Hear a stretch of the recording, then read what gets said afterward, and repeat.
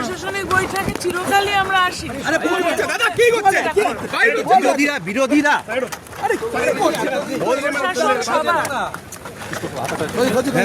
প্রশাসনটা সবার, এটা কোনো দলীয় কর্মসূচি নয়।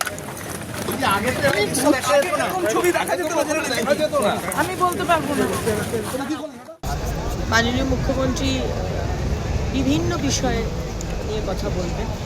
আগের দুটো বৈঠকে যেটা আমরা দেখেছি, তার মধ্যে ল অ্যান্ড অর্ডার, সামনের মনসুন যেটা আমার ডিপার্টমেন্ট, ড্রেনেজ পরিষ্কার,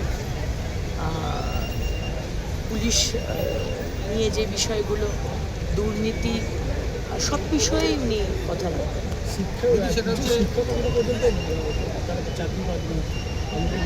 দেখুন, আজকে মাননীয় মুখ্যমন্ত্রী অলরেডি বলেছেন যে আজকে যে পরীক্ষাগুলো হবে সেখানে কার্বন রেখে যে 1 কপি স্টুডেন্ট বাড়ি নিয়ে যাবে এবং 1 কপি সে জমা দেবে। এই যে ট্রান্সপারেন্সি, প্রথম দিন থেকেই মাননীয় মুখ্যমন্ত্রী সেটা জোর দিয়েছেন। 5টা ভাগে আমরা সারা পশ্চিমবাংলায় এই ধরনের মিটিং করছি। দিলীপদা, বিরোধী দলের লোকজন বিধায়ক আছে বৈঠকে হাজির হলেন, ভালো কথা, এটা ভালো দিন আসছে। নতুন ধরনের রাজনীতি আমরা করতে চাইছি, পরিবর্তন এটাই, সেখানে কিছু আলাদা হওয়া উচিত।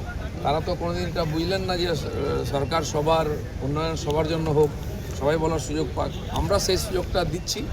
এখানে যেমন বিরোধী থাকবে, শাসক পক্ষ থাকবে, বিরোধী পক্ষ থাকবে। গণতন্ত্র শাসক পক্ষের ভুল ভ্রান্তি ধরবে তো বিরোধীরা না। ভুল ভ্রান্তি তাদের, ভুলটা মানুষ চলতে গেলে ভুল হবে, ভুলটা ধরিয়ে দিলে রাজ্যের ডেভেলপ হবে। সেই বিশ্বাসী বিরোধীরা থাকছে, বিরোধীদের থাকবে।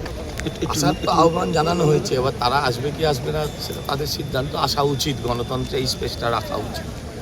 সরকার সকলের, এটা সব মাথায় রাখা উচিত আমাদের সবার।